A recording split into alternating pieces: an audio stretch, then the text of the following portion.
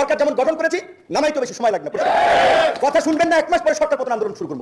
একজনের একটা মিনিস্ট্রি চালানোর অভিজ্ঞতা নাই, কারেন্সি কাপের 3টা মিনিস্ট্রি, এটা কি পুতুল খেলা? আমি এই কাজের জন্য নই, দেশে আমার দেশ পরিচালনা করে আমার দায়িত্ব না, আমার কাজ না, আমি জানি না। প্রিয় দর্শক, আমরা দেখতেছি যে বিভিন্ন কিন্তু রাগী গলায় ডক্টর ইউনূসকে বলতেছে যে আমরা আপনাদেরকে সরকার বানাইছি, আমরা সকলে একত্রে আপনাকে সরকার বানাইছি, আপনি যদি উল্টাপাল্টা করেন আপনাকে কিন্তু ক্ষমতা থেকে নামাতে একদিনও সময় লাগবে না, আপনাকে 1 মাসের ভিতরেই সকলকে ক্ষমতা থেকে আমরা কিন্তু পদত্যাগ করাই দিতে পারি। প্রিয় দর্শক, খুব গুরুত্বপূর্ণ ভিডিও, আপনাদের শেষ পর্যন্ত দেখার অনুরোধ রইল। তো চলুন কথা না বাড়িয়ে বকবক না করে আমরা ভিডিওটা স্ক্রিনে দেখে আসি। যেমন গঠন করেছি নামাই তো বেশি সময় লাগবে না। কথা শুনবেন না, 1 মাস পরে সরকার পতন আন্দোলন শুরু করব।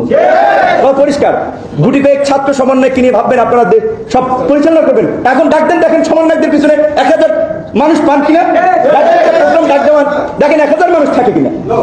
এটা কি মানে চারটিখানিক ব্যাপার? মনে হয় যে কয়েকজন ছাত্র ডাক দিছে আর এইভাবে রেজিস্ট্যান্স হয়ে গেছে, এইভাবে একটা গণ আন্দোলন হয়ে গেছে।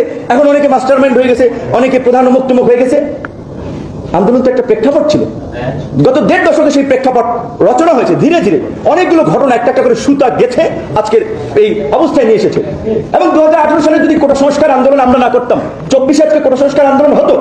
2018 সালে সেই আন্দোলনের ফলাফল ছিল প্রথম এবং দ্বিতীয় শ্রেণীর চাকরিতে কোটা বাতিল। সেইটা থেকে যখন কামব্যাক করে নিয়ে আসছে প্রথম দ্বিতীয় মুক্তিযোদ্ধা কোটা, সেইটাকে ইস্যু করে আন্দোলন হয়েছে। আর 2018 সালের আগে আবার সফল কোটা সংস্কার আন্দোলন হয়নি। 18 সালের এই আন্দোলন হতো, 24-এর এই আন্দোলন হতো না। আজকের এই নেতৃবৃন্দের কথা যদি বলেন, আমাদের কৃতিত্বের কথা না, অনেকের পেছনে আমাদের অর্থ, শ্রম, মেধা ইনভেস্ট করে আমরা তৈরি করেছি তাদেরকে। রাজনীতিতে পথ চলায় স্বামী স্ত্রীর সংসার টেকে না। রাজনীতি তো একসময় মত পথের বিরোধ কেন্দ্র করে একজনের অভিমান, মান অভিমান তৈরি হতেই পারে, সক্রিয়তা নিষ্ক্রিয়তা থাকতেই পারে, তো তাদের রাজনীতির হাতে খড়িটা।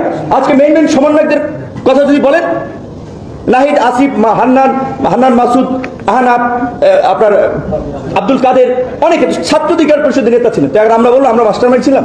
বিএনপি জামাতের মতো একটা শক্তিশালী রাজনৈতিক দল ছাড়া এই আন্দোলনকে কখনোই সফল করা সম্ভব হতো না।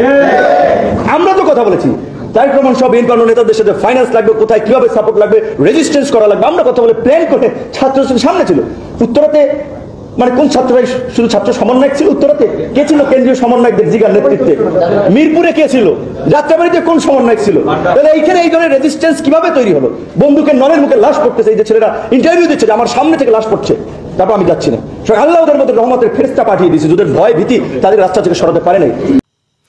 প্রিয় দর্শক, ভিডিওটা স্ক্রিনে দেখলেন, ভালো লাগলে অবশ্যই বেশি বেশি শেয়ার করবেন। আপনারা যদি এই চ্যানেলে নতুন হয়ে থাকেন অবশ্যই চ্যানেলটি সাবস্ক্রাইব করবেন। ভালো থাকবেন, সুস্থ থাকবেন, দেখা হবে অন্য কোনো ভিডিওতে। আসসালামু আলাইকুম ওয়া রাহমাতুল্লাহ।